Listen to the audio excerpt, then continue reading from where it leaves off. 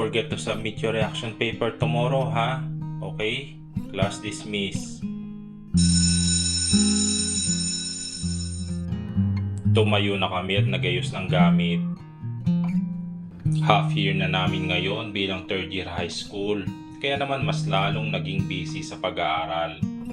Patuloy pa rin ang pag-aaral ni Kilian about sa company nila, lalo din kasi nanghina si tita sa di namin malamang dahilan. Tara, kain na tayo, Kilian. Saad ko sa kanya, nakatingin naman siya sa cellphone niya.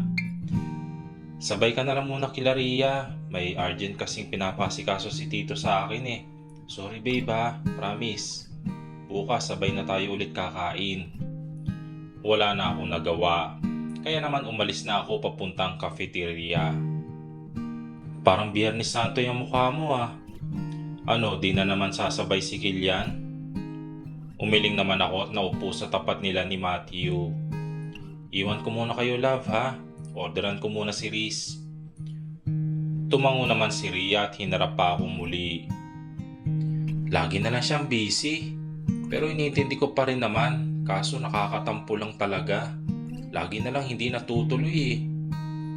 Hinawakan naman ni Ria ang kamay ko. Naku friend, lilipas din yan, huwag kang mag-alala. Saka naiipit din naman si Kilian sa sitwasyon eh. Hahayaan ko na lang para sa pamilya rin naman niya yun. Sumang-ayon naman si Ria. Sakto naman bumalik na si Matthew, dala ang pagkain ko. Pagkatapos namin kumain ay sinabi ng president namin na pwede na raw umuwi. Kaya naman sabay na rin kaming tatlong lumabas. Nag-text naman ako kay Kilian na wala ng klase. Ilang minuto pa na nag-reply naman siya na umuwi na raw ako at mag-ingat. Kaya naman pumara na ako ng taxi at tumingin na lang sa kalsada. Pagka-uwi ay agad ko nang ginawa ang assignments namin at saka naisipang matulog. Ganon na lang lagi ang ganap ko. Kinabukasan ay ganon na naman muli ang ginawa ko. Makalipas ang isang oras ay pumara na rin ako ng kotse. Dahil malilate daw si Kilian kaya mauuna na raw ako. Buong biyahe ay tahimik lang ako at parang wala sa sarili. Hindi ko na mapigilan ang lungkot dahil lagi na lang kaming walang oras ni Kilian sa isa't isa. Pagkarating sa room ay naidlip muna ako saglit. Nagising naman ako sa yugyug ni Kilian. Puyat ka ba? Parang ang tamlay mo ah. Hindi naman ako sumagot at tumingin-tingin sa paligid. Nagtatampo ka ba? Sorry na. Mamaya talaga sabay na tayo kumain. Saka may pupuntahan tayo mamaya. Hindi ko pa rin siya pinapansin. Sakto naman dumating na ang teacher namin kaya naman nanahimik na rin siya. Pagkatapos ng klase agad naman ako nag-ayos para sumabay kay Ria ulit. Babe, pansinin mo naman ako. Tara na, may pupuntahan tayo. Umirap naman ako sa kanya at pinagpatuloy na ang pag-aayos. Babe, hinawi ko naman ang kamay niya at nagsimula na maglakad. Nagitla naman ako nang bigla niya ako hinawakan at kinulong sa pader gamit ang mga bisig niya. Nanatili naman ako nakatingin lamang sa sahig. Babe, kung nagtatampo ka, please, hayaan mo naman ako makabawi sa'yo. Alam ko ilang weeks na lagi kitang nabibigo, kaya sige na. Nanatili lang akong tahimik at tumango. Hindi ko pa rin siya kinakausap sa buong biyahe. Pagkarating namin ay nagitla ako nang bigla niyang lagyan ng panyo ang mata ko. Ano ba to? Tanggalin mo to, kundi susuntukin talaga kita eh. Naririnig ko naman na namumunting tawa niya at inalalayan na ako muli. Nagkapaka pa naman ako nang bigla siyang mawala. Naluha naman ako nang biglang tanggalin ang piring sa mata ko at bumungad ang sorpresa niya. Sorry babe, I love you so much. Nandito sila Ria at iba pa naming kaklase na kasabwat nila. Kaya pala kanina ay agad-agad na sila nagsilabasan. May paeme pala itong si Kilian.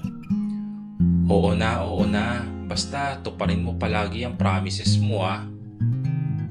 Ngumiti naman siya at nag-pinky swear pa. Makalipas ang isang linggo ay lagi na ulit kaming sabay kumain. Pero hindi pa rin nawawala ang tumatawag sa kanya. Lagi naman niya itong ino-off. O hindi kaya naman ay hindi na sinasagot. Medyo nakukonsensya ako dahil baka importante. Pero sabi niya pwede naman daw niyang gawin na lang pagkatapos namin. Naging busy na naman kami sa school dahil may roleplay kami at kami ang bida ni Kilian. Sobrang nagandahan ng teacher namin dahil parang makatotohanan daw ito at napakagaling ng pagkaka-edit. Naging laman din kami ng balita sa campus dahil lagi naman na ipapanalo ang mga quiz bee contest at journalism. Medyo naging okay na rin si tita at minsan nakakapagtrabaho na. Pero lagi lang nasa bahay kaya naman fully schedule talaga si Kilian. Nag-aaral na rin ako paano magluto dahil minsan ay hindi na makakain ng maayos si Kilian. Madalas sa pag-aaral na lang kami nagkakasama dahil meron kaming regional na laban. Sarap na sarap naman siya sa mga luto ko. Kaya naman sa tingin ko ay improving na ako. Makalipas ang ilang buwan, finals na namin ngayon at madami na naman kaming nakakot na awards ni Kilian. Okay, you may start now. Saad ng proctor namin. Kaya naman agad na naming sinulatan ng mga test papers. Una kaming natapos ni Kilian at may 30 minutes pang natitirang oras. Kaya naman pinahintulutan muna kami na mag-review sa next exam. Hanggang sa matapos na kami kaya naman ay giminhawa na rin ang pakiramdam namin. Sa wakas, tapos na. Lapit na. Next year, 4th year na tayo. Lapit na mag-college. Napangiti naman kami kay Ria habang naglalakad papuntang cafeteria. Kaya nga, ang bilis ng panahon. Saka makakapagbakasyon na kami ni Kilian. Tumango naman si Kilian at pinaghila pa ako ng upuan. Nagtungo naman na sila sa counter para umorder. Buti naman nagkaayos na kayo. Ang hectic din kasi ng schedule nyo eh. Masyado nyo kasing ginagalingan. Okay na yan, at least may na-achieve, diba? Kayo din naman, sunod lang naman kayo sa amin eh. Sakto naman na dumating na rin ang pagkain, kaya naman kumain na kami at nag-usap-usap. Magkasama naman kami ni Kilian buong linggo dahil magkatulong kami sa paggawa ng mga projects. Ilang days na lang kasi matatapos na ang school year. And our top one again, Kilian Monterreal with an average score of 97.56.